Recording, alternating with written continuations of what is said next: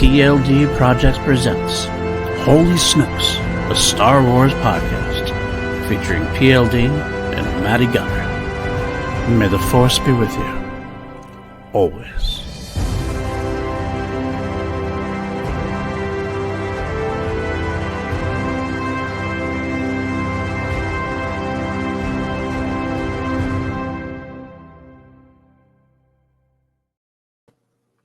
What's up, everybody? Welcome back to PLD Projects Network. Welcome back to Holy Snokes, a Star Wars podcast on said network.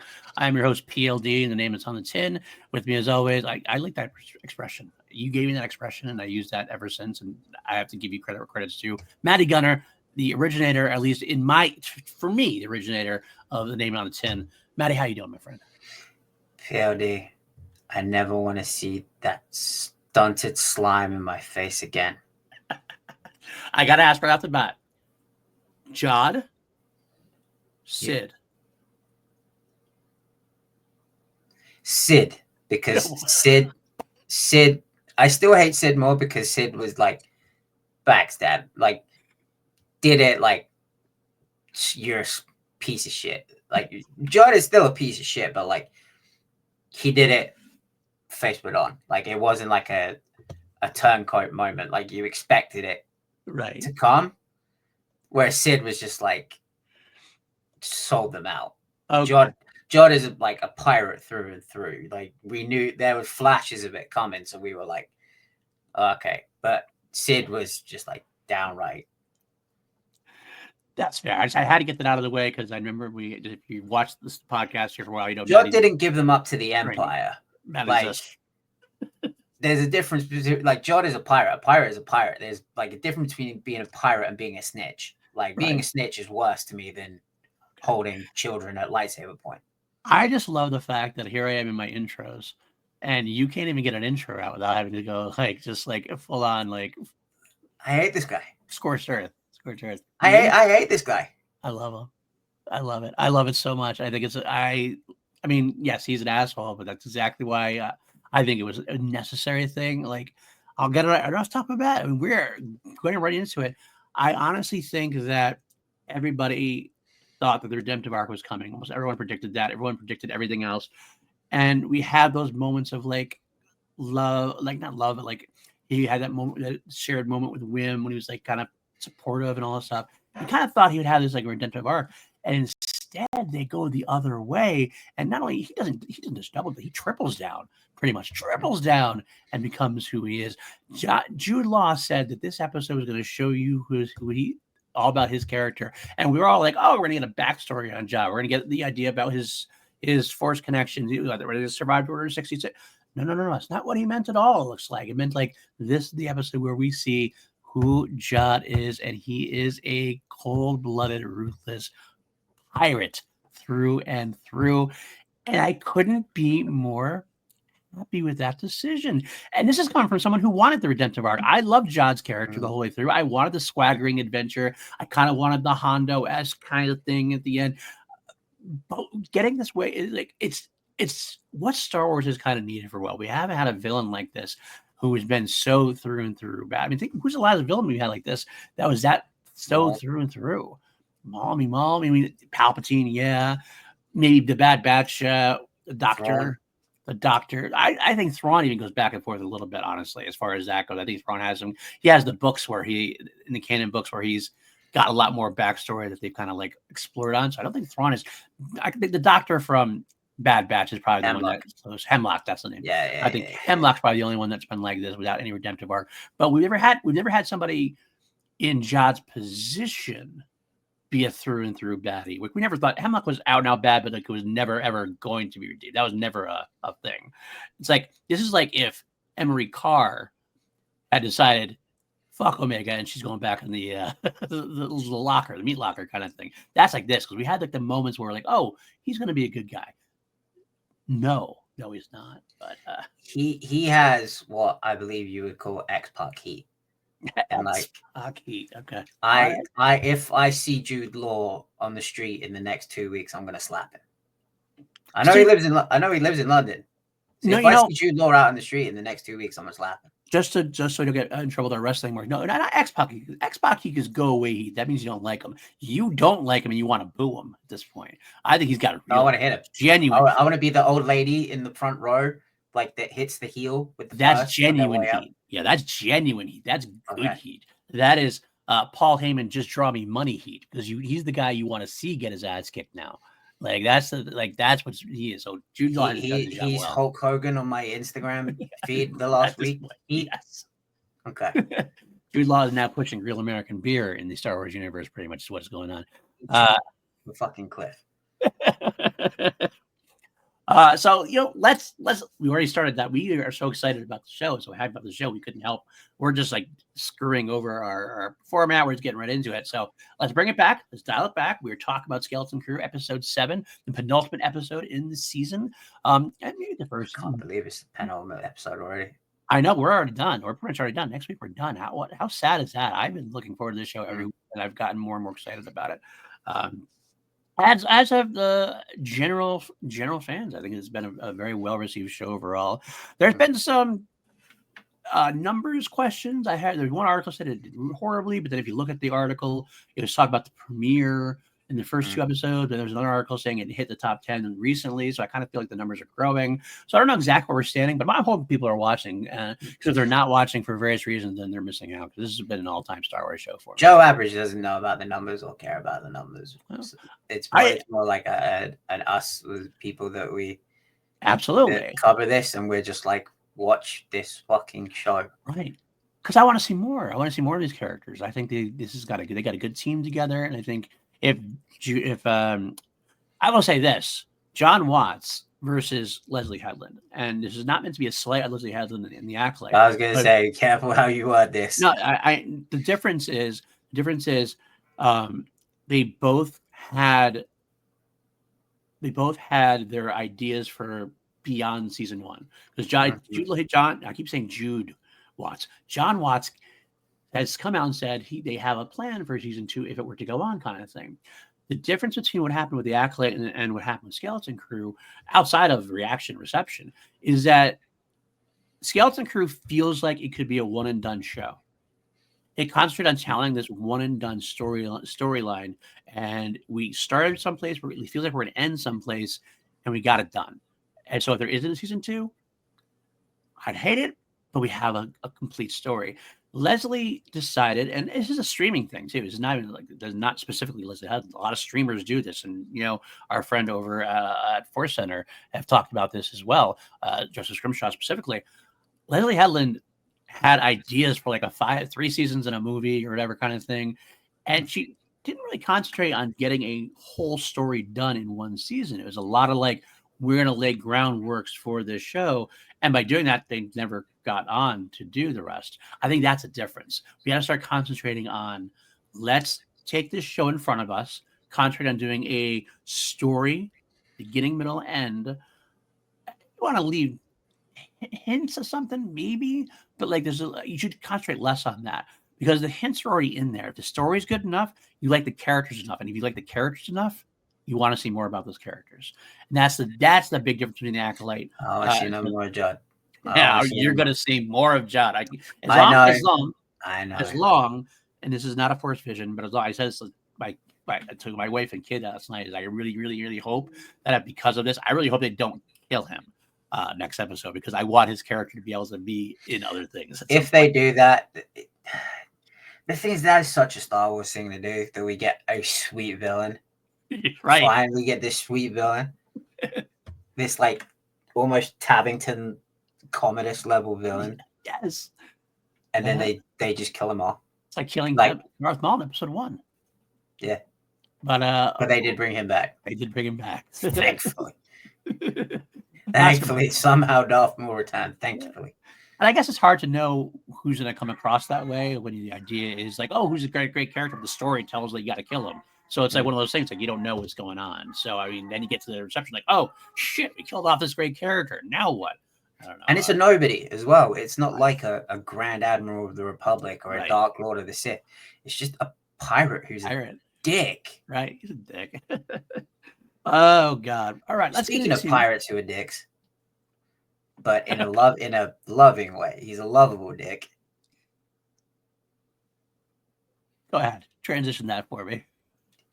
Our lovable dick of a patron saint. I know. That's right. We're gonna get into segments now on the show. This is what we do. If you're first time here, this is your first time here, that like, subscribe, all that jazz. Of course, leave comments and let us know how you feel about the episode because we like talking to people in their comments. But yes, we break it down to segments at first, little hit and run segments to kind of break it down quickly, and then we'll go through anything else we possibly missed throughout. And our first category, as always on the show, is Hondo Watch 2025. And that is, quite simply put, did our patron saint Hondo Ohnaka appear in this episode of Star Wars? Because Hondo makes everything better. Let's not lie. Hondo makes everything better. And the answer, my friends, is still no. Well, one left. No, one left, possibly. Now we do have that theory. You're telling me that we got this guy, right? This guy. You gave us this guy over Hondo. Right. They did. And you know what? Hondo was exactly the same in the Clone Wars. They could have just had Hondo revert back to his old ways. I don't see why they had to spend all this money on Jude Law when they could have got Antonio Banderas for cheaper and had him play Hondo. Well, I like what you say at one point, but I'm glad we got Jude Law for John. Because that's been a great addition to the canon for me. So I am all for it. Don't let your hatred of the character's actions blind you. You're supposed to be the Sith Lord here. You're supposed to be the dark side guy. Would that not be what a Sith would do? Let my hatred blind me? You should appreciate what he did as a character then. That's what you should do. What Sith has ever gone around? Actually, I can't say which Sith has ever gone around threatening kids with a lightsaber, because the most prolific Sith of all time. Yeah. Okay, go on. You and Liam, for Christ's sake. Come on now, let's go. Liam was justified. Even you can agree with me on that. For the bit, yes. You had one job. Pull the fucking shades. All right. Anyway, so that is the end of that Hondo Watch for now. We do have the possibility still of seeing him. There's one episode left. I highly doubt it, but we could get the reveal, possibly. Like we mentioned last week, we had the enhanced footage of Captain Renard, who did look like a Weequay. So perhaps it's Hondo's grandpappy, which would be a good enough connection. That would make it a good enough connection for me. I think that would place at DEFCON 3. Yeah, I think so. I think DEFCON 3 is good enough. That leads to that the character appearing somewhere else potentially. But let's move on then to the rest of the segments of the show, which are actually more about specifically not what didn't happen, but what did happen. One of these days, Hondo Watch will be also included in that what did happen, but it's not this day. When Hondo Watch, but it is not this day. when Hondo Watch does finally come to a conclusion, we may have to do a 2-episode week, because the whole episode would just be about Hondo. Even if he's there for one line, he's still got a whole episode devoted to him. Yeah. Oh, by the way, let me just let all the audio listeners out there and the ones who are hearing that, I have a foster cat who is in heat. So that's what you're hearing in the background. That's that little rare in the background. So yeah, she's loving Hondo too. She wants Hondo too, I guess. But the love of a dick. Absolutely. All right, let's move on then to our next segment, crew member of the week. That's our favorite character of the week. What character did his or her job well, or their job well enough to spark your interest? Matty, go ahead, hit me up. You hate to say it, don't you? Rip. The rips in the chat for SM33. Your favorite character, SM33's me. I don't believe he's gone yet. They could just put his head back on and repair him, but like he went out, guns blazing, shields up. We thought it was like, yes, here we go. SM33 is going to free the kids. They're going to get out of there. Nope. Although the redemptive arc, for a minute. The redemptive arc we thought was going to Jude did go to SM33 for a little bit there, for a brief second. We'll get into that, I'm sure. Yeah, no, I get it. SM33 was awesome this week. A lot of fun. It's been awesome throughout, man. I mean, he's been one of the things. Although he is, like, if you saw my episode last week about my drinking game from back in the day, man, I'm getting really toasty on SM33 getting effed up every week. It seems like So he's running neck and neck with how many times R2 got effed up in the saga so far. He is going down hard. Who would have thought that like Nick Frost of all people would just become this like arguably one of my favorite droids now? Yeah, absolutely. We have plenty of droids, and yet here we are. He is knocking on that door. Not just in the movies, the books, the TV shows. We got like 000 and the comics and things. We got a lot of cool droids in the Star Wars lore. HK, of course, K2SO, Chopper, Jude, Chopper. A lot of great droids. And yet they still find a way to give us something new and something. And it's Nick fun. Frost too. Nick Frost. God, I love Nick Frost. I want to see Frost and Peg get together in some kind of Star Wars thing. Maybe oh my God. God. You got to get SM33 and Unkar Plot together and see what happens at some point. Wander the deserts of Jakku. All right, my crew member of the week. I'm laying it on the line there. Here you go. It's Jude, man. It's Jude. I can't deny it. You can't deny it, man. You can't deny the character of Jude Nanawood or Captain Silvo or Dash whatever, or whoever. But I mean, what I love about him, this character this week, is that we talked about the tripling down. What a turn of events for him. I mean, this is the character a couple episodes ago seemed genuine with his his reluctant fatherhood, helping Wim out through a hard time when Wim was like feeling down and everything else. And this week, so intimidating and so sinister. Like he was dark, he was twisted, he was just full on pure selfish Lord. And I'm still curious about his background, but I almost feel like we don't need it now. That was one of the few complaints I've heard from straggling some people. It's like, well, we're never going to find out. It doesn't like we're ever going to find out what Jude's connection with the Force was. What is his backstory? And to me, I say, it doesn't matter what his backstory is. That's part of the mystery. That's okay. We don't know what Yoda's backstory was. We just know what's presented to us, that he's a pirate. Yes, he's Force sensitive. We could learn it later on. We could still learn it. It doesn't mean we can't learn it later on. But the important thing is less about where he came from and more about what he's doing now, which is he's become a pirate. He can touch the Force. And what is he doing with that? Where did you come from? Where did you go? Where did you come from? Cotton Eye Joe. Cotton Eye Jude. Yeah, exactly. As it were. But at the same time, I think we did get a little bit of glimpse into that. I honestly think we have some jealousy there. I think Jude saw like the hologram from the kid's parents. He sees the kids. I think he's jealous because he didn't have that kind of childhood. I think he's kind of character who had his childhood taken away. And he does think the kids are spoiled rotten brats in a way. Like, you have all this and you ran away from it. You have like this great life, and like you ran away from it. So that's why he's pissed at them. He's like, I don't understand you guys. Like, this is like ridiculous. I think that's part of where it comes from. Why he gets so twisted and pissed at them. I mean, I get it. I did used to punch on the rich kids in high school. So that part I get. Eat the rich, as it were.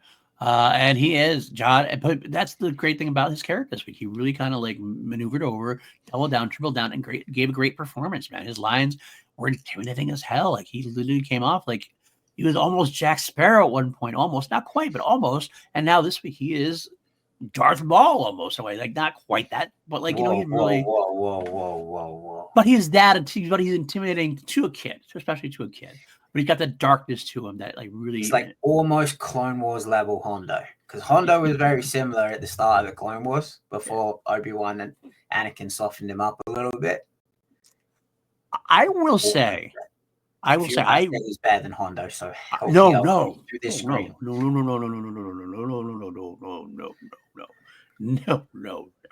Not saying that. I was saying though, what I rewatched recently, I watched some reactions, and I rewatched the Youngling arc, where Ahsoka gets the kids and everything else, and they get Hondo involved. And Hondo's pretty dark there as well. That's one of the last time we see Hondo. This actually reminded me a lot of that arc, where because Hondo was looking like he's ready to take down the kids because, like, he wanted the kyber crystals and everything else. John wants the treasure. That's it. And I'll leave it like that. I'm gonna leave it at that for a moment because some of it goes into my Hondo watch or my Force Vision at the end there. But we'll get into that. Let's move on to our next segment then. Let's get through this next segment. I spec our favorite line of dialogue in the week. I have a couple different lines to throw out, so I'm going to let you go ahead first so that you can go and take it out for me. But it'd be close enough. When Fern says unclaimsies, and then you just see the shot of SM33, he just looks, and you're thinking, oh God, why would you do that? And then just the crack punches John's lights out, and he's like, aye, but it'd be close enough. I was like, yes. That was a fist bump moment. I gotta admit, I had that on my line and my laugh up fuzzball, which we're gonna get to. I have secondary ones I can talk about. So I if you have threw this my one, arms. I literally threw my arms in the air in joy. loved it. Still loved it. And it was so it's so weird because the droid is supposed to have that kind of logic, yet droid has that kind of loyalty to it. Way I love the fact that he did that. It was so perfectly shot, so perfectly thing.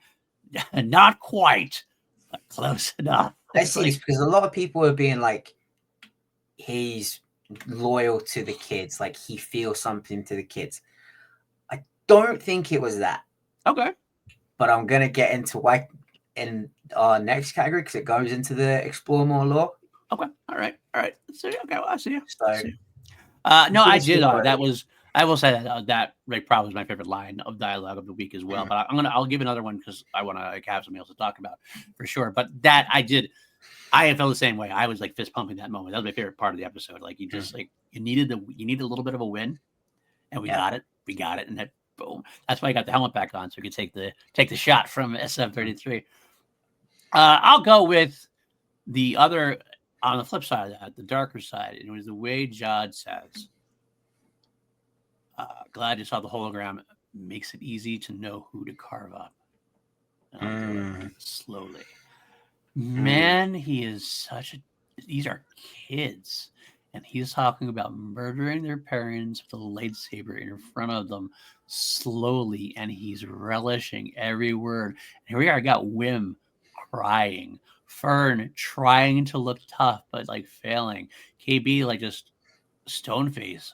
Neil, they're frightened as hell. But you don't speak to Neil that way. He did. You just don't. He's gonna get his comeuppance. Jude is about to take Neil's hairpiece off with that saber.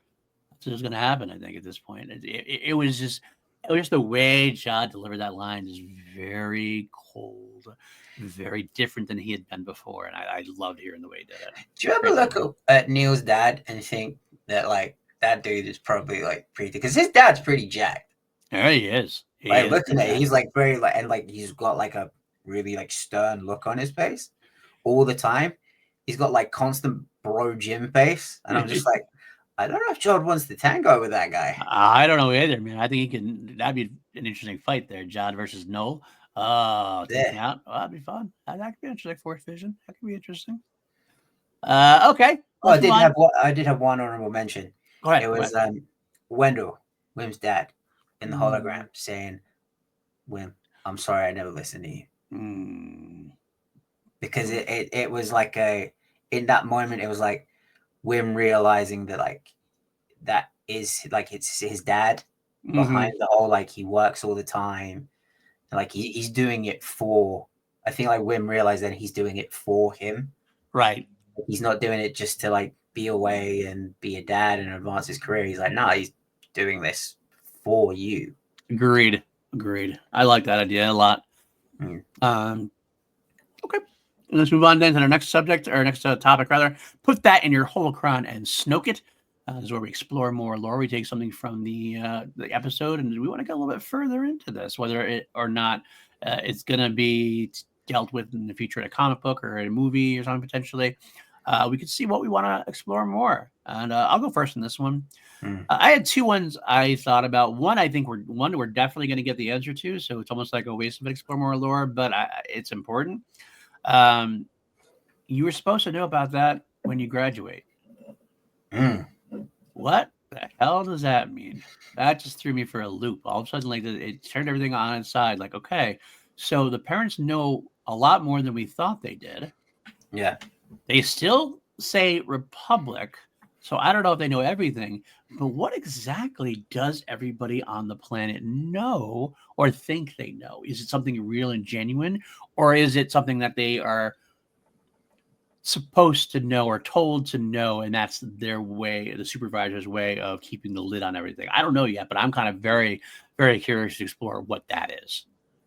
Yeah, it is very Fallout of like we don't know what the big grand plan is, and now that there's a massive bunch of vaults, it's even more Fallout.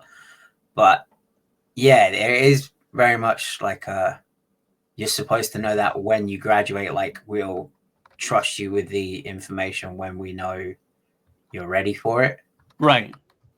When it's just like you're shelter. It's another example of like you're sheltering these kids. You're not like just coming out and saying like, "Here's how the world is." But Right. the world isn't as sunshine and rainbows as you might think it is. 100%. 100%. I like that quite a bit. Interested to see what's going on. I'll let you go next. I do have maybe have an honorable mention, but go ahead. This pirate code, is it written down anywhere, or do they just make this shit up as they go along? Good question. or is it like Barbosa? It's like they're more like guidelines.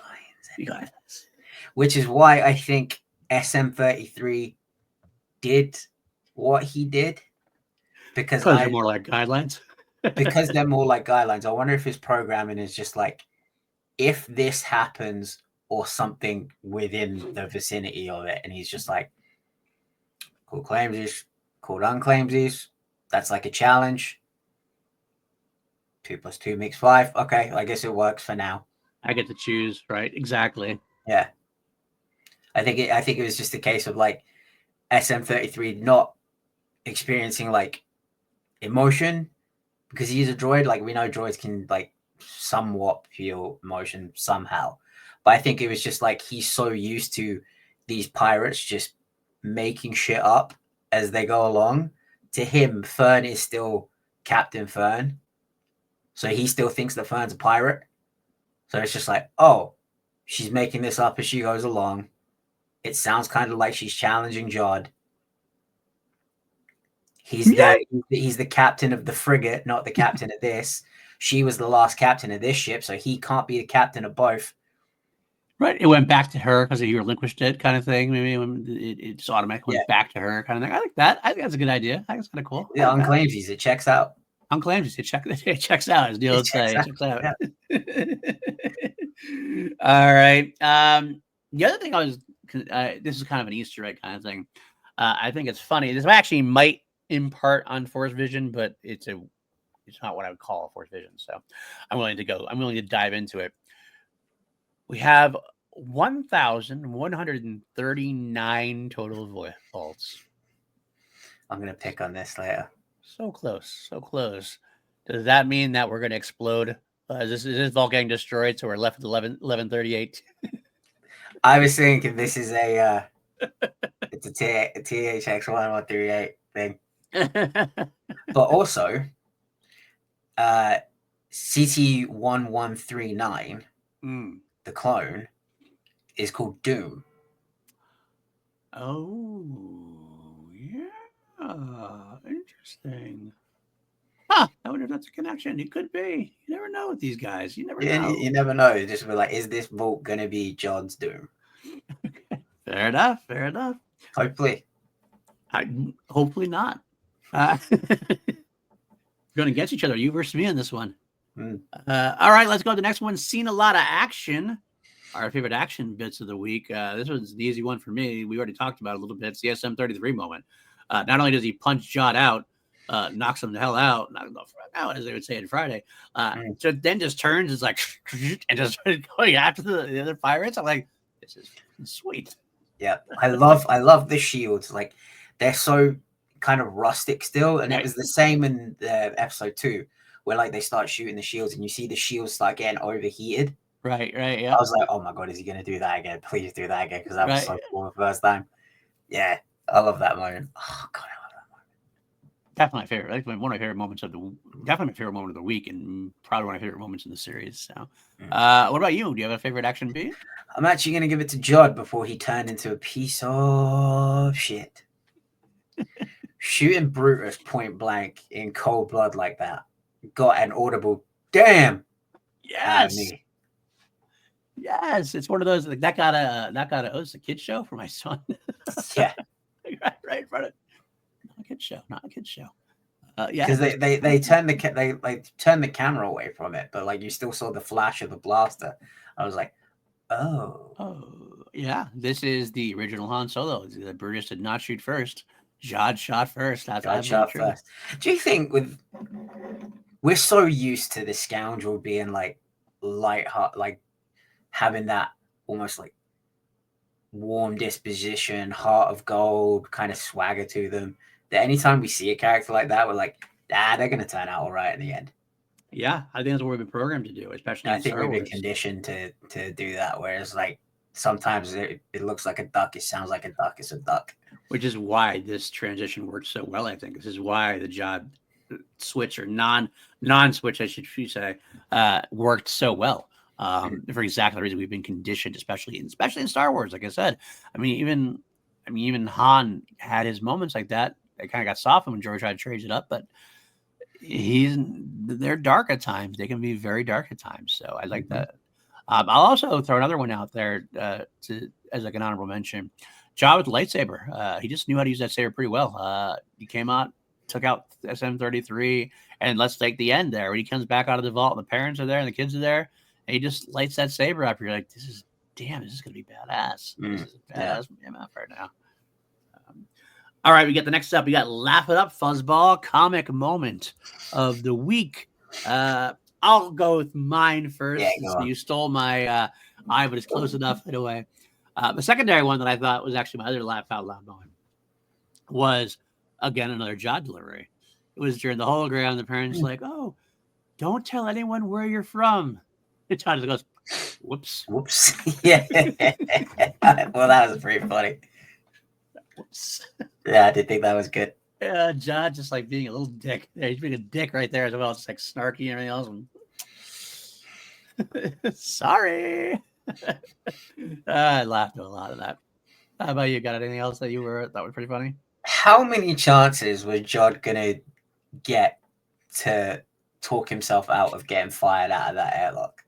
That's a good point. I think Brutus lacks the conviction at that point. I would have just pushed the button. Like I would just be like, "Oh, shut up!" Right? I pushed the button. Who is that woman? I don't know, but she is very much a stickler for the code. If anyone has the code written down somewhere, it's her. It's her. She has that like locked in key, like it's like that a data pad. Is she Jod's mom? Do we think? You know what? That did bandy about in my mind at one point. Or like his nanny, like the woman that like took him in to the pirates. Not mom, because mom wouldn't work, but somebody, yeah, she kind of raised him. Kind of like, honestly, there's the old legend story where Han was taken in by a Wookiee, he was in Shrike's crew. This is a legend. This was Yeah. He had like the Wookiee who raised him, kind of thing. It was on the ship of pirates or whatever. That kind of thing. I can totally see that being like that part of the story here, where she did that for Jod. Someone, wherever he came from, he got taken in by a crew of pirates, and she kind of like stopped them from killing him. Like the pirates were like throw out the airlock, and she was like, "No, we can use him. He could help me, and we can raise him." And like, fine, just keep him being underfoot. And she kind of raised him a little bit, and I could totally see that being the case with that. There was like 5 or 6 moments where that dude was about to press the airlock button. He was just like, no. And I would have just been like, whatever, dude. Just do it. Get the hell out of here. Right. Exactly. Shut up. That's good. That's a good point. I love it. All right. Let's move on to our Force Visions, and then we'll get Parsecs of the week, and then we'll catch up on anything else we've missed after that. Actually, we'll do Force Vision, then catch up, and then Parsecs. Reverse, rewind, cut back. Yeah, all that stuff. All right. Force Vision. I'm going to do mine first if you don't mind. Go for it. If you step on mine, I'll be pissed. I have one, and I have a crackpot theory as well. I like that so much last week. I'm going to give another crackpot theory this week. First one, despite everything we said, despite everything we talked about with Jod, I still think we're getting a Hondo-ish ending. Here's why. I have 2 things I want to say. And it's not going to be like a big Hondo ending. I don't think he's going to save them. I don't think anything like that. What I think we're going to get the Hondo ending. Save them from who? He's the Right. one holding the blade. Right. I don't think he's going to do. I don't think he's going to. I think they're going to beat him. I think they're going to defeat him, but he's going to get away. And here's what I see. There's two things I want to mention. First of all, I want to mention that youngling arc I just talked about. This has a reminder if he was a dick the whole time. Yeah, and he came, but at the end he came through, and he helped him out. But he was still kind of a dick, and he left Obi-Wan, but he leaves and he gives the wink to KotoR despite everything. He has that kind of soft spot for them. I think the kids are going to prove themselves a little bit to them, and he's going to be kind of like, you're all right, kids. You're all right. But they're going to get out. He's going to get his money somehow, get some of the money, and flee. But I want to liken this to another movie. I'm going to be the only, I guarantee you, I'm going to be the only Star Wars podcast host that likens Star Wars to a little movie called The Girl Next Door. Do you know this movie? Of course I know this movie. How the fuck are you going to... I'm all ears. If you don't know this movie, people who don't know this is a movie from the early 2000s, and it stars is it Emile Hirsch, young Paul Dano. Mm-hmm. The Jack Bauer's daughter, Lisa Cuthbert, right? He's the Cuthbert, yes, something like that. All right, so he's a young valedictorian type student. She's a porn actress who's getting away from she wants to get away from her life, and she moves in next door for the summer. They spin a relationship on. She gets him into a lot of naughty things, and it's kind of this coming of age movie. It's fun. There's a character played by, speaking of Star Wars, Timothy Oliphant, who is her, basically her pimp, kind of basically her manager, her porn manager, everything else, whatever it is. And she kind of ran away from the life and ran away from him because she owed him money. He finds her, and he starts befriending Emile Hirsch's character, and they start everything else. And there's this turn towards the end of the movie where this is spoiler alert. I'm sorry, but he turns and he reveals who he is, and he starts being a dick, a real dick to Emile, does some really nasty things to him. But at the end, Emile is smart enough to turn the tables back on him and ends up ripping him off of all so Timothy Oliphant doesn't get anything what he wants. Nothing. He gets screwed out of the girl, screwed out of all the money that he was supposed to be trying to get back anything. And the last shot of him in that movie is he's on another porn set. And he's making no money still. And he's back to his old life, winning nothing. And Emile Hirsch's character sent him a box of cigars with a saying, with a card that says something like the juice is worth the squeeze, because there was a callback to a line where he said that she wasn't worth the squeeze or whatever. And he looks at that card, and what does he do? He kind of just goes, fucking kids. And just turns around and walks away. You expect him to be angry and be a dick and want to get revenge and all this kind of mustache twirling kind of thing. But he's kind of no, he got me. Good for him. All right. And it was such a 180 from a few acts ago where he was basically almost beating the kid up and really being dark with the kid. And I kind of see that happening here too. I kind of see him being a dick to the kids finding a way to turn it on him somehow. He maybe gets away with a handful of Old Republic credits. Maybe he gets away with the Onyx Cinder or something like that. And at the end, he's kind of just kids. Let's go SM33 or something like that, and leaves it and goes off and becomes a pirate. So you went with Girl Next Door when you could have easily have gone with Rob Lowe's character in Wayne's World. You're right. I could have done that as well. Yeah. It was that grin on his face because that's exactly the grin I pictured. That's why I had to go with it. Okay. Although Rob Lowe's character does make a lot of sense. Probably would have been more what's his name? Benji? I think it's what it is. Yeah, it's been a long time since that movie. God. Cut that guy. We don't talk about him enough when we talk about shit weasels. That's true. That is very true. He is definitely top tier shit weasel. All right, man. What about your Force vision? I don't think we are going to get a redemption arc. And I think Jod's going to get away. I'm all for that. That's what I want to see, honestly. Because we have yet to see how this connects to the overall Mandoverse. It's true. How Do you tackle a pirate with a lightsaber? A Mandalorian with a darksaber? Oh. I think Judd is going to schmooze his way into getting away with some of the money.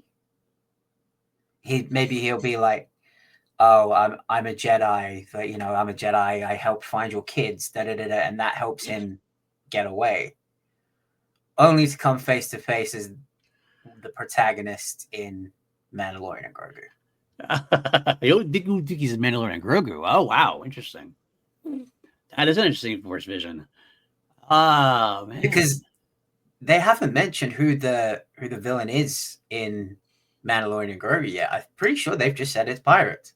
I don't know if they know. We know Sigourney Weaver's in it, and there's kind of been rumors that she was a bad guy, but that might be just like, well, we need a big name bad guy, so Sigourney Weaver would fit that bill. We got one. Jude We got a big name bad guy. If that was the case, so that'd be interesting. I'd be impressed if they were able to keep that secret for so long. But then again, we don't know much of anything about Mandalorian and Grogu, despite the fact that it's already filmed. Imagine this. Let me pitch this to you, PLD. Pitch it. Judd escapes. They call in the Republic. The Republic gets called. Carson Teva or whoever, Trapper Wolf, arrives on that ad. It's like, tell us what happened. We need that. There's this pirate came, took all the money from the Republic Mint. Oh, he has a lightsaber. Who's Carson Teva going to go to first? Yeah. What's he going to do? Go to the Republic and say, "Oh, there's a lightsaber wielding pirate running around the Outer Rim." No, he's going to want to keep that to himself. Yeah, maybe that could be. I kind of like. I don't. All right, let's put it this way. Do I think it's going to happen? I think it has no shot in hell of happening. Do I want it to happen now? Kinda. I wouldn't mind seeing it. I kind of like the idea. I do like the idea. There's something about it that doesn't ring true to me as for what is going to happen. But I do like the idea. Then again, I've been wrong the entire time anyway, so don't judge me. I am very well aware this is a long shot in the dark. This is like me trying to hit a fucking can that's like the other side of the hemisphere. Right. But I just think that he's going to get away. And you don't have an actor the size of Jude Law just for one limited series that we're not even sure we're going to get a season 2 of. Right. There's no way. It's Jude Law. Well, we do have the rumors abound already from, I think it was the Danny RP gay guy, who is decently sometimes, he can be accurate. He did say Skeleton Crew characters were going to appear in the Mandoverse movie, his Mandoverse movie. And got to be honest, I look at these characters, who's going to make an appearance in a movie like that? Judd is definitely the highest possibility, for sure. The Din and Vane already have a little bit of history. That could be a connection right there, yeah. That's man, the first movie back, starring Pedro Pascal and Jude Law. Mm-hmm. I'm in. I'm in. Yeah. Take my money. Yeah. Could be. It could very well be. And you know what? I wouldn't be surprised because we do have to get Thrawn established more before we get into the finale of the Mandoverse movie kind of thing. So I don't know. I don't disagree. And it's like a good little side quest that we know the big bad of. Right. So you don't have to set up this big bad for the movie's sake because we already got him. Right. You're not wrong. Interesting idea. We'll have to see. All right, I've got a crackpot theory now for you. As if mine wasn't crackpot enough. Now, I'm very interested to see what happens at the beginning of next episode specifically. Like the whole episode for sure. I want to know the finale. I want to know everything. But what happens at the very beginning of the episode? We left off. The parents are there. The kids are there. Judd is there with an ignited lightsaber. Either he's going to claim he's a Jedi and has a lightsaber ignited to be kind of like, don't say a word, idiot kids. Don't say a word or I'll carve them up kind of thing. Mm. Or he's trying to be intimidating and try to take over now that I have the droids here and everything else. I don't know. It could be anything like that. But what if the kids let the parents know that Jude is a bad guy, whatever, and Jude's with a lightsaber? And what if Judd kills all of them. because that'd be a real crap out there. We discover that Farah or Wendell, it would make sense for Wendell in some parts, but I think in Farah, one of the two is a descendant of a Jedi who had settled in on Aladdin and has a lightsaber of his own. We actually get a lightsaber duel between one of the parents and Jude and I. You out of your fucking mind. Imagine Wim getting to see a lightsaber battle in front of him, and it's his father who's doing the lightsaber battle. Okay. You know what I mean? That or that. Farah also, the only way Farah is because Farah is so high up.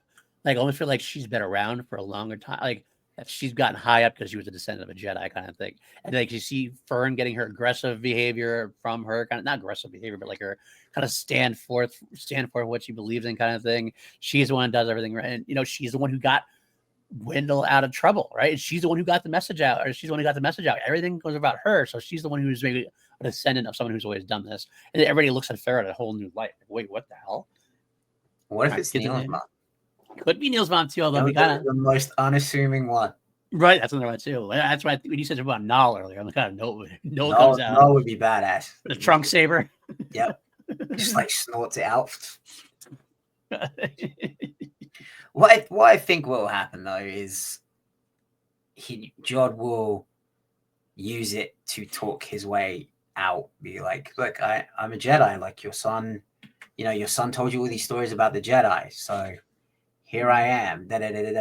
What I do think would be hilarious is if while he's like, he could be like, do the typical bad guy thing of reveal too much, because he has done that a few times. Like, he has talked too much. Yeah. So I think if the kids like get him talking, get him to reveal who he really is himself, like get him to reveal it himself, so they don't have to. And then the droids just shoot him in the back. Could be. Or that they arrest him. Right. Either way. And here's my honorable mention, and then we can move on. When that ship was landing and that message was being played by the supervisor, that sounded like an automated message. It did. It was like cutting in and out. It did. I still think it could be a droid. Absolutely could still be a droid. I don't think there is one. I think it's like a system. Yeah, that's what I mean. It could have been like a droid in charge of the thing or whatever. There's no supervisor possibly. We're going to find out for sure. There's a lot of things we've got to find out next week, guys. Those are our predictions for next week. Let's before we talk about predictions for next week, I want and besides Force Vision, as far as like what we'll talk about, like preview, I should say, not predictions as Force Vision, previewing next week. Let's talk about anything else we need to talk about as far as this episode goes. We had the beginning section. We didn't really talk about that much, where we got the parents running through, getting stunned left and right. Is this the first stunning we've seen since like episode 4? I think we had a few in Clone Wars. In live action kind of thing. Oh, live action. Curiosity. I don't think we've seen stunning live action except for episode 4. I could be wrong. Didn't someone get stunned in Last Jedi? Finn. Rose stuns Finn. Yeah. Was it like? But it wasn't with a stun blaster like this. Like this was. It wasn't like the ring. Right, because I think she like zapped him or something. But like, we didn't get somebody else. We haven't seen us. Like, this was like the episode 4 type of stun blast kind of thing. I don't think we've got any of those. Didn't Leia stun Cassian? Was it in that way? And maybe she did. Maybe not. I just remember watching, going, I haven't seen this. I don't know, but now I'm cycling through every scene in the sequel trilogy because I know. It didn't happen in the prequels. Did Finn and Rose get hit on Last Jedi as well? Like when you were with DJ? Yes, maybe, but I don't know if it's the same thing. Or was that with the First Order prods? First Order prods. Yeah, that's why they got stunned, just not in the way that we're used to with them. I remember seeing the blaster. Either way, if it happened or not, I remember like when I watched it, I'm like, oh, that's kind of cool. It's cool to see that again. See that come out with that kind of really nice Easter egg, but a reminder of episode 4. I like that. I like the little game of rugby too. They got going on there, trying to throw the ball. Oh, slap ball. Slap ball. Anyway, yeah. That's what slap ball is, right? That's what slap ball is. I really hoped that Neil was going to challenge Judd to take over the ship, and it'd be a game of slap ball because they had the slap ball there. That would be so funny. Imagine like SM-33 being there and going like, I challenge the captain. And John's like, sure. It's a game of slap ball. And John like looks at SM-33 and goes, Like, close checks enough. out. Yeah, checks out. And then suddenly Neil is the captain of the Onyx Cinder. Oh, that would be so great. Oh, that'd be so great. Oh, I want that to happen now. Oh, I did have one moment that I loved. I probably could have used this as my laugh it off fuzzball. Right. Judd's gold member moment. The I love gold. Yeah. Oh my god, he got his golden shower. Yeah, when he got his golden shower. Just like the look of just pure joy Lust on his face and just like the laugh that he lets out. He is Scrooge McDuck. I was feeling a little uncomfortable, John. I was feeling a little uncomfortable with the faces you were making at that moment. He made that awkward for everyone. That's But I even posted it earlier. I did my Skeleton Crew no context, and I just put the gold member. I love gold. Nice. I love it. Oh, so good, so good. Let's see what else we got to talk about real quick. The Onyx Cinder being a ship from At-Atin. Yeah, that's interesting twist of events. How the hell did he get that? Right, is he from At-Atin originally? Did he leave as did a he pirate? Catch it on the way out? Didn't come back. Yeah, like maybe he was on another ship and he waited for the because I think it was like they mentioned it was from storage, right? Right, When the announcement was coming in, they were like, we have an emissary from storage. Right. So maybe it was like the ship moved out, they took over the ship and he flew it back in. Maybe Takran pirate took care of the shipment way back in the day. He took over and oh my god, I can just take this and go back to At-Atin and get the whole freaking thing. Absolutely could be a way that could have happened. Either that was he exiled from At-Atin and he stole the ship and got out, and that's how he got that. The brilliance of him is he knew that he can get through that way and come back. Now he came back later on. That's a very nice little wrinkle to think about for sure. I did think it was cool seeing the Onyx Cinder flying through the nebula. Yeah, that was cool. And then seeing all the satellites and everything, because it's very much like a man-made storm from those satellites, and then you see the planet of At-Atin in the middle. I was surprised at that. Like for some reason, I don't know why, but like I felt like the atmosphere was the barrier. So I kind of like was feeling like I thought we were just going to get through and just see like be in the atmosphere of the planet. You know what I mean? But we did. We got through, and all of a sudden there's the actual planet. It's like, oh, okay. But then you get locked into the autopilot, right? Like at Akron, Ohio. That's right, Akron, Ohio. I'd say exactly. You know, the nebula part though reminded me of Clone Wars episodes, like the Yago Angel episode or whatever kind of thing. A little bit. So it's kind of cool seeing that in live action, or something similar to that in live action. And Solo. Yeah, Solo as well. Absolutely, Solo as well. Yeah. What else we got? R.I.P. Glurb. Never gonna get his underwater farm there. He wanted. It's an aqua fish plantation or something like that. Yeah. Pouring out for the Aqualish there. Well, I liked him. Yeah. I don't like. What's Urkel? What did we found out? What Urkel's real name is? Oh God, is he? It sounded kind of German. Gunther. Yeah, Gunter. That was it. Gunter. That was it. And I was just like, no, I'm still going to call him Urkel. Still Urkel. Always be Urkel. I'll never get down. So R.I.P. Glur, R.I.P. Brutus. But it was good to see Brutus go that way. Yeah, Brutus, but we can leave the rip for Brutus. Okay. He had it coming. But it was a good character. He was a good necessary character for the show, so I liked him. He did his job right. Anything else we got? I like the hand that came down and got Brutus, like the defensive thing they got going on there. Yeah. That was the callback to the first episode, right? Where KB's talking through the thing, the and making voice the thing. Voice. Yeah, it worked. It actually worked. Like instead of being just for the kids, it worked on some bloodthirsty pirates as well, at least briefly. Not necessarily John. John was ready to go on, and he knew what was going on. But it was kind of cool. I did think it was cool seeing like just the mask come completely, figuratively and literally, the mask come completely off of Jude. Yeah. Like, I'm sick of these kids. Fuck them kids. Like, fuck them kids, basically. Fuck them kids. Like, I've had enough. The Youngling Slasher 3000. That's what he had his hands there. I'm wondering when Kim's gonna chat, because like you can't drop a line with Kim saying, "If you need me, cool." That could be the drop for future characters. Like Kim's a character you could see showing up in a Mandover's movie later on, kind of thing. Potentially like that. Maybe that's like a little drop of seasons. Like, I'll be around if you need me, kind of thing. Because he could like drop that line and not come back to it for this show and not be. Gotcha. You know what I mean? So just throwing it out there. I like the fact that we got Jude's helmet back. I did like that. I don't know. So the pirates held on to it, I guess. Or I don't like that helmet. You don't? It's too Star Killer. It looks like the Star Killer helmet to me. I'm just like, what did he steal that from Star Killer or whoever? Like, I don't know. It's just like, it looks too much like the Stranger's helmet. It looks too much like Star Killer's helmet. You've got Jude Law right there. Why does he need a helmet? Why do we have to put a helmet on Pedro? Why do we have to put a helmet on Jude Law? Well, it's not like we use it all the time, so I'm okay with it in this case specifically. Like, it's like, we know why I use it for Pedro Pascal, so we can get away with that. So we can, not be upset. Yeah. Let me look into this son of a bitch's eyes when he double crosses me. Yeah. The eyes never lie, Chico.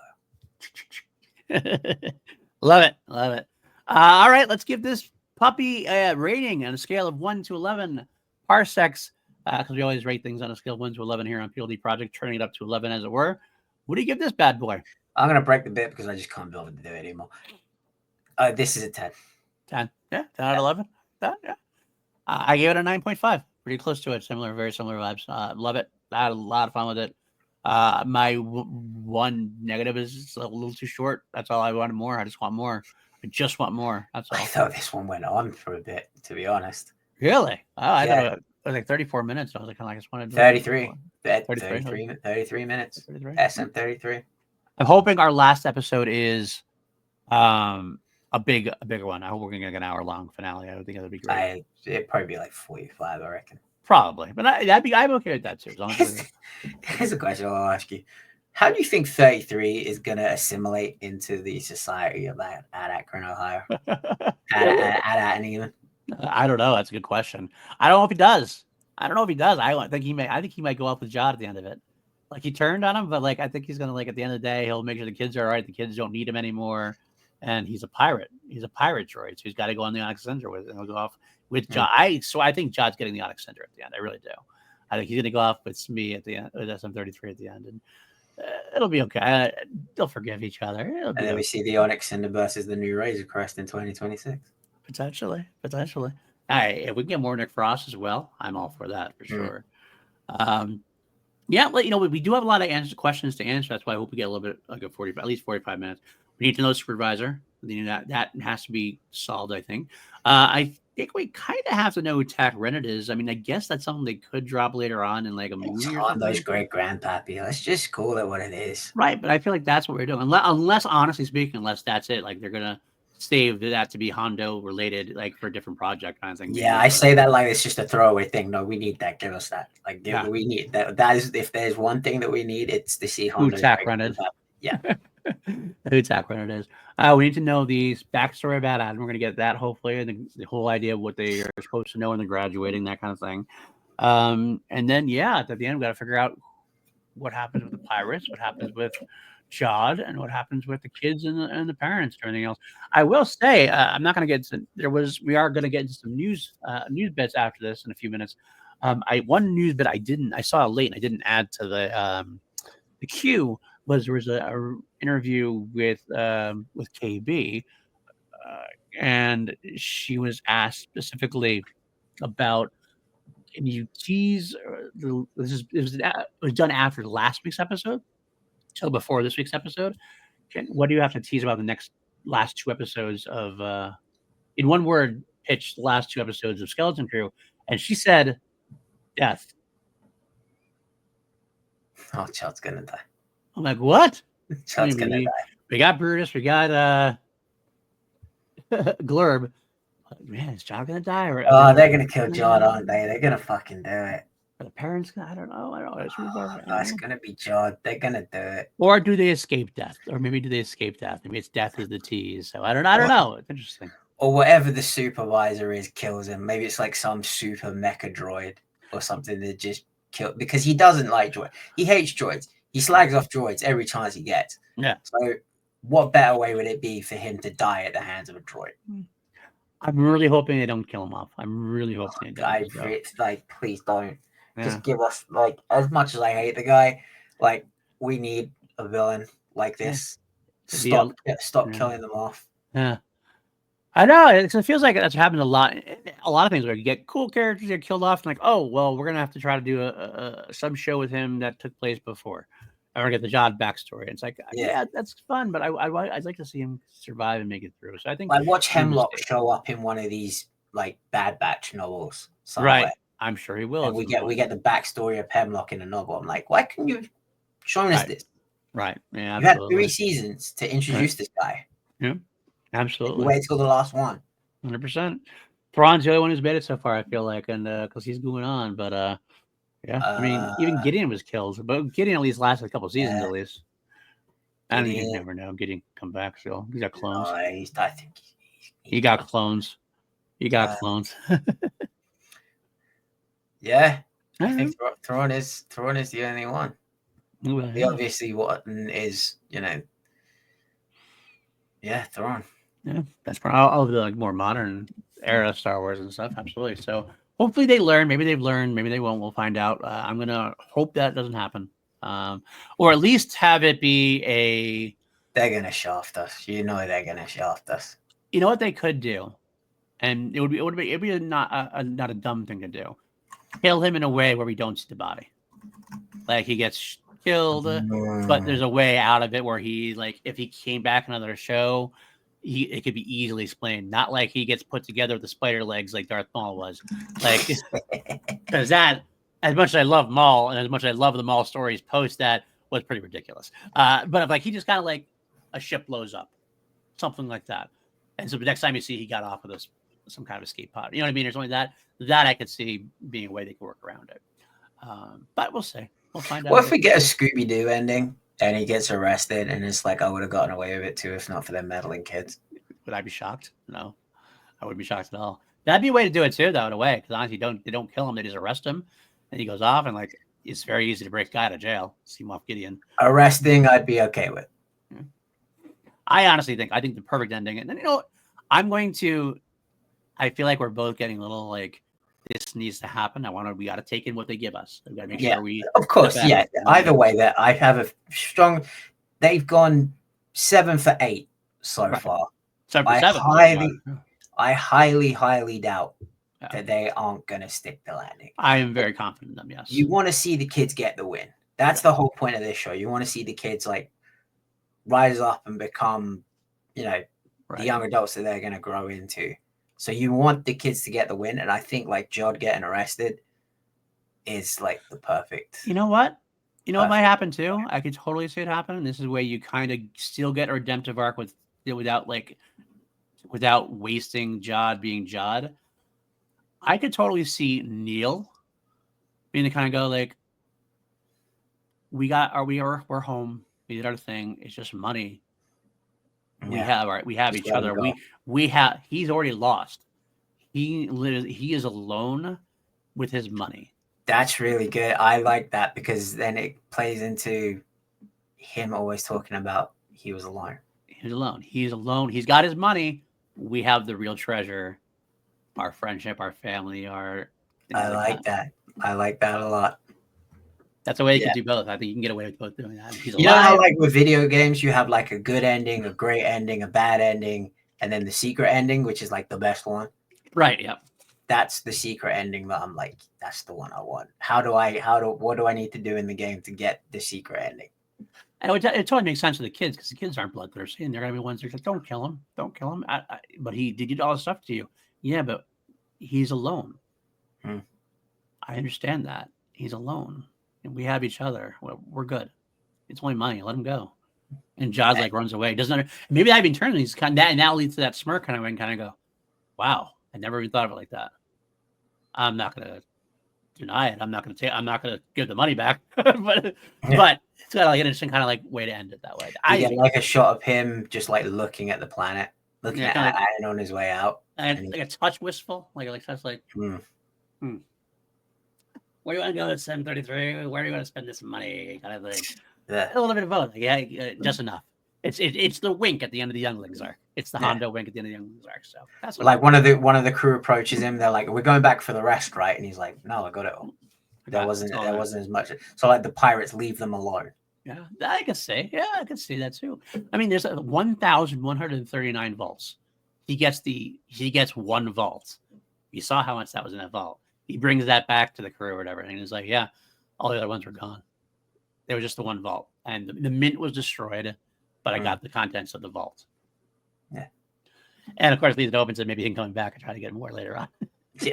After he gets swindled or something. I love it. I think it'd be great. I think it'd be kind of a cool ending. So, all right. I guess that's it. We can rule it out here now. Let's. Where do you go? Where do we go from here, Matty? Where do the folks find you? Have you got the 2 other news bits? Oh, that's right. I totally didn't do the news bits. Oh my god.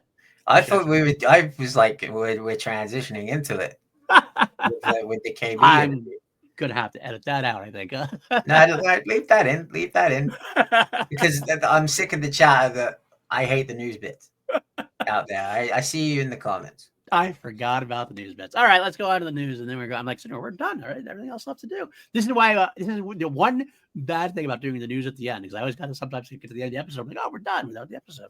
All right. That's why I suggested it. News bits. New interview with Jake Lloyd out. We had a great interview that came through. This was released recently. Is kind of picked up by all the trades.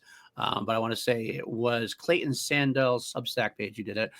Jake Lloyd has been like friendly with Clayton, and he got a really heartwarming interview out of Jake Lloyd.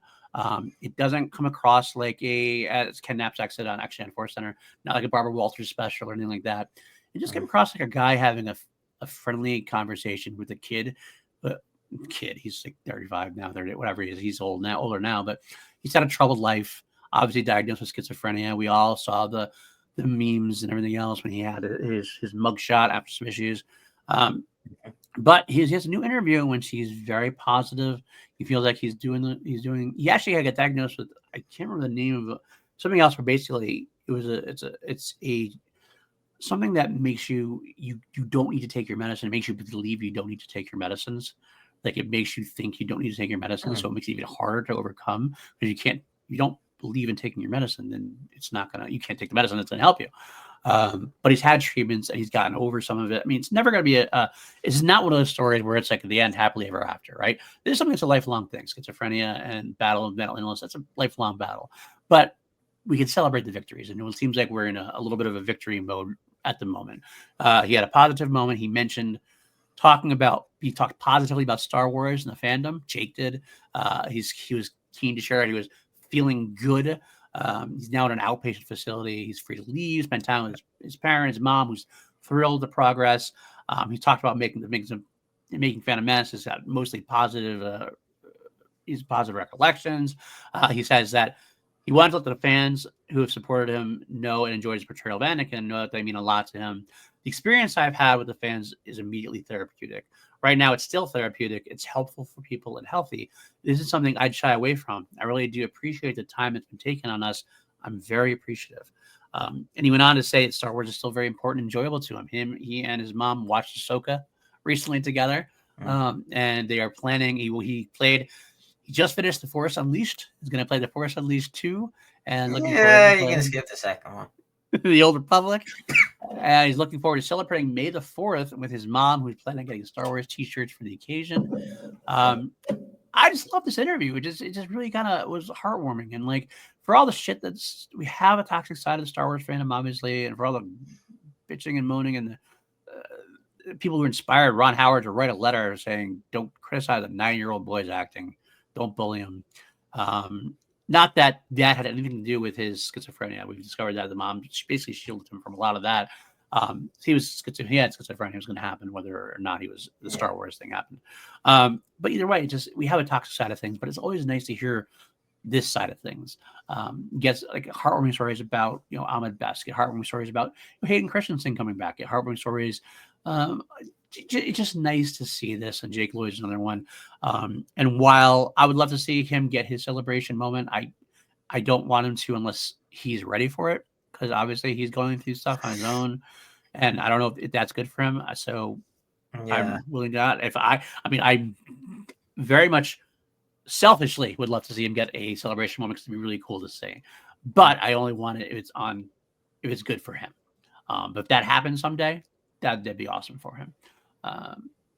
What are your thoughts on young Mr. Lloyd? I pretty much just echo the same as you, really. It's good to see him, I don't want to say on the mend, but, living with his condition as best as he can, surrounded by people that care about him. He's not completely on his own. You'd think with, being a child actor, it's very easy to have people around you that don't have your best interest at heart. And it seems like he's got a good circle around him, helping him take as best care of himself as he can.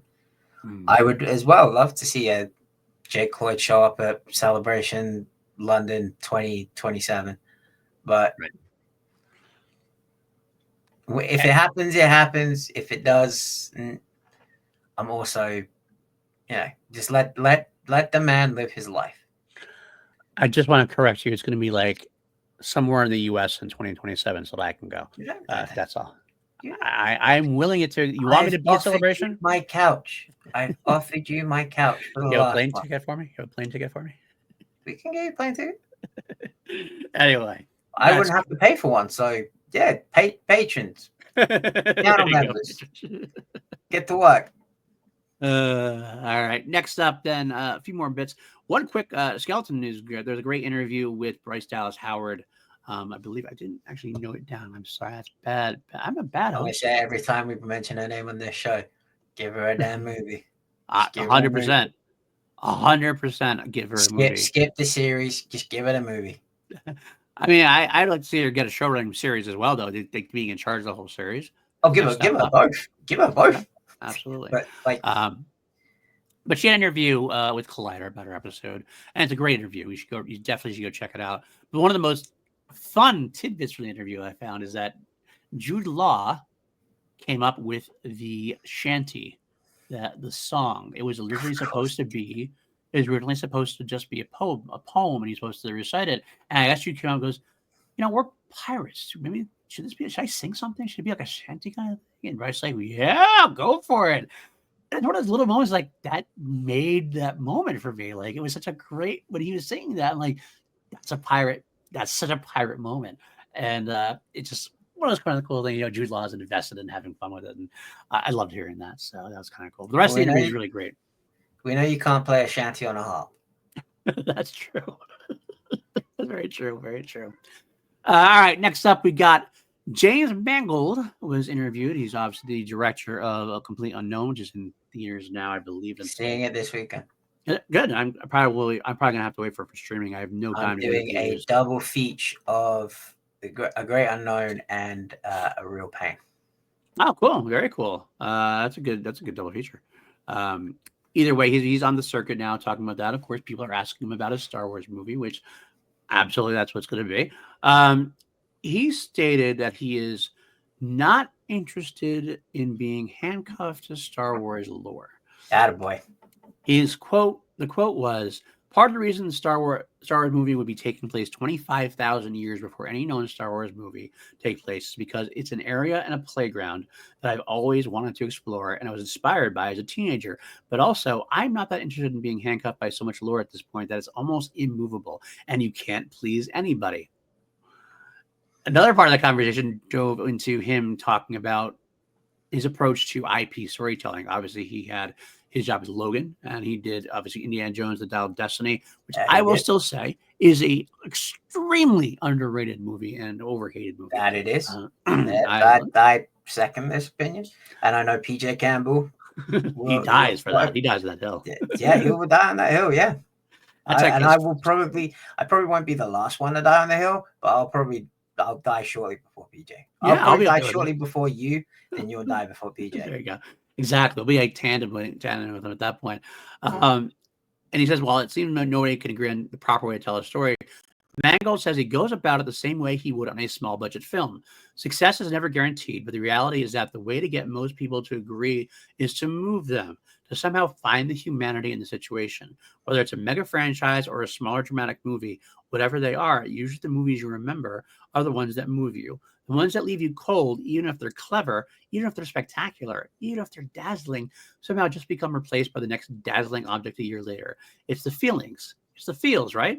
That truly define how we feel about these movies and whether we care to visit them again. Man, I have been more interested in his movie than right this moment. I've always been interested in his movie. That Jimmy Mangold, he sure knows how to put a movie together. Absolutely. He knows what he's doing, and I can't wait to see. It's almost like he's done this for a while. Right. He's done this for a while. It's almost like he knows what he's talking about. Absolutely. And I love that idea completely. I think that's a wonderful idea to have him do this 25,000 years in the past, because it's what he says. It's right. There's nothing for them to compare it to, really. We've had some old Legends comics. There's nothing to get wrong, as you would say. Like, let him cook, let him do his thing. Yeah, so, okay. All right, final bit of news, and this is another rumor again. So let's take it with a grain of salt. Here we go. I believe it was actually also from Daniel RPK, but it was put on Star Wars Newsnet. As also Daniel, a gamer, possible. Absolutely. And via also some other industries picked up on it. The gamer was one who picked up on it. They stated that a show set during the Knights of the Old Republic era is in development in Lucasfilm. This would be a timeline moved 1,000 years in the past from the Phantom Menace and the Acolyte. And it would be in this. It doesn't say necessarily that it would be an adaptation of the game, but it would be in that era. So here are my thoughts, and I there's a lot to unpack here for me. You might as, I almost feel like you could do the game, and they're supposed to be doing the game. That's the idea. But I want to make it clear that they might not be. And if they aren't, it makes sense that there's something going on there, because they have announced these eras and we have nothing in that era in canon yet. So we have to have something, right? They are remaking the game. They keep talking about remaking the game. Nah.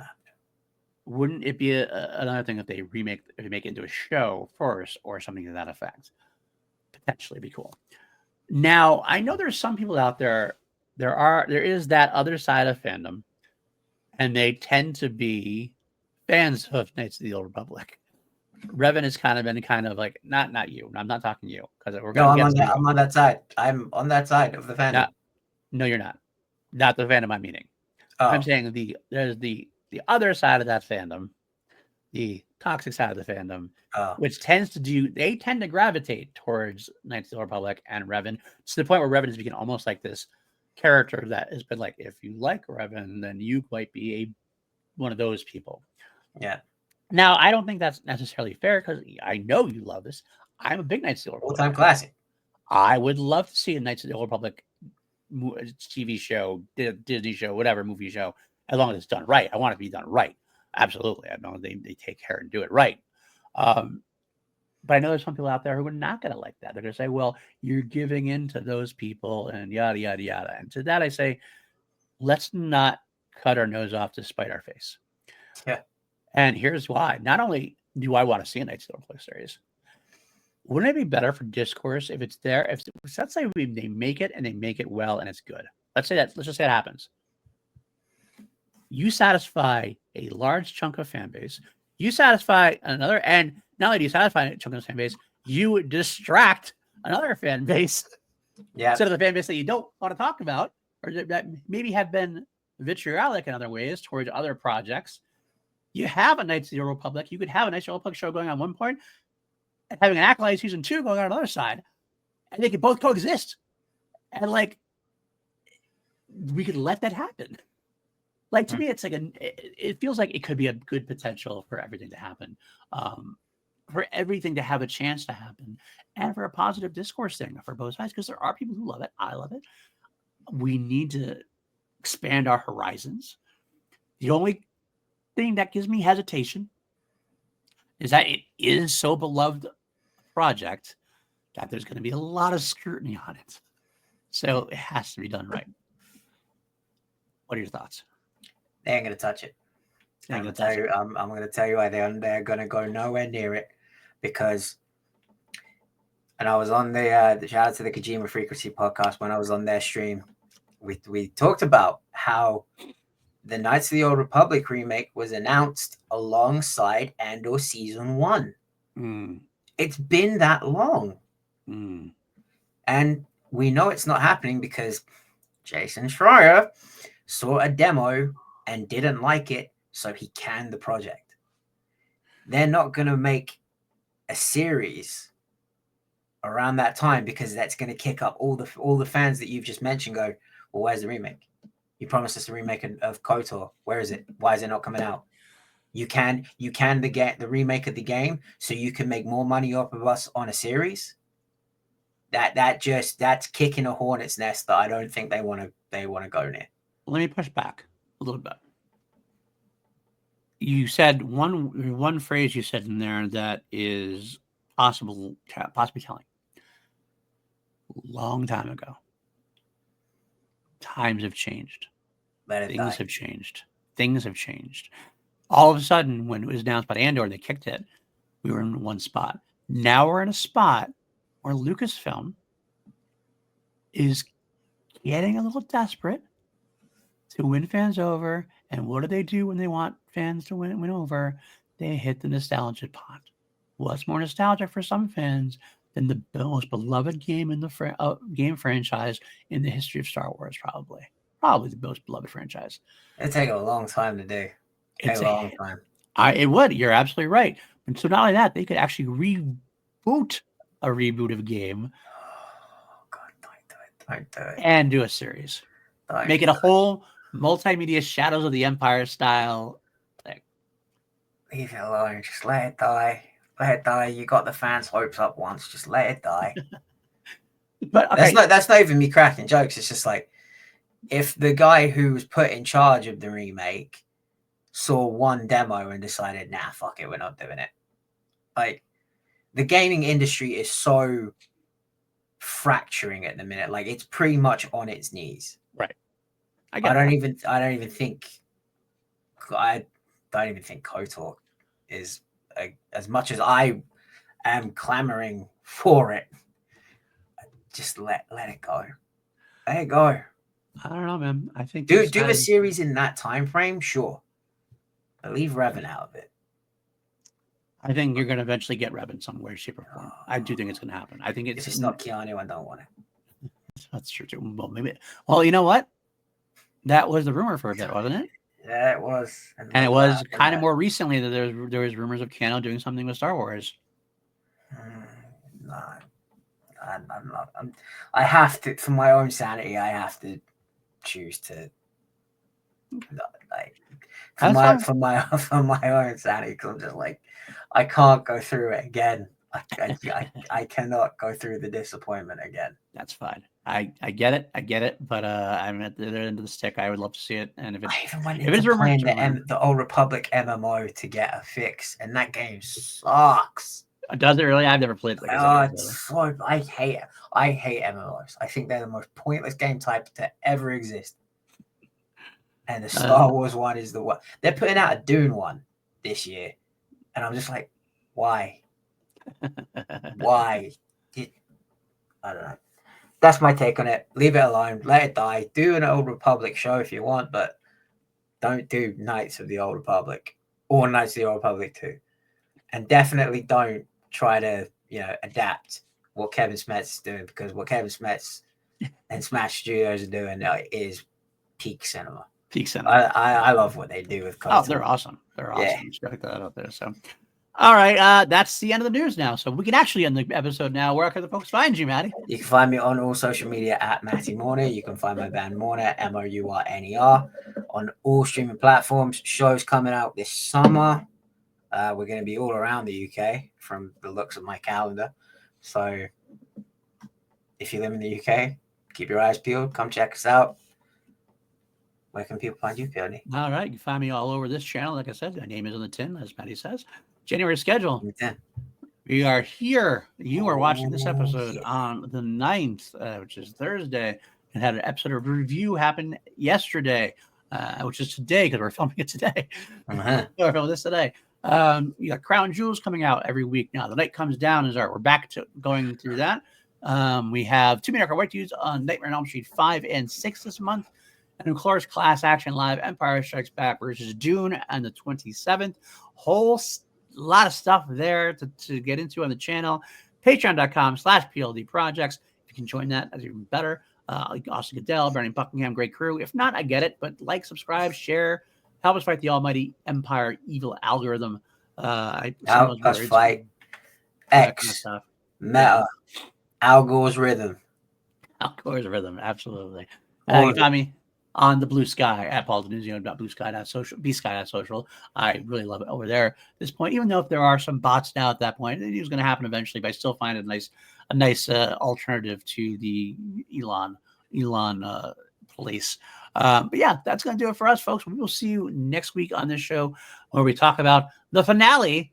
The finale, of course, I can't believe it's over. I'm very sad it's over. But hopefully they stick to landing, and I'm confident they will. Time flies when you're having fun. As always. May the Force be with you. Always.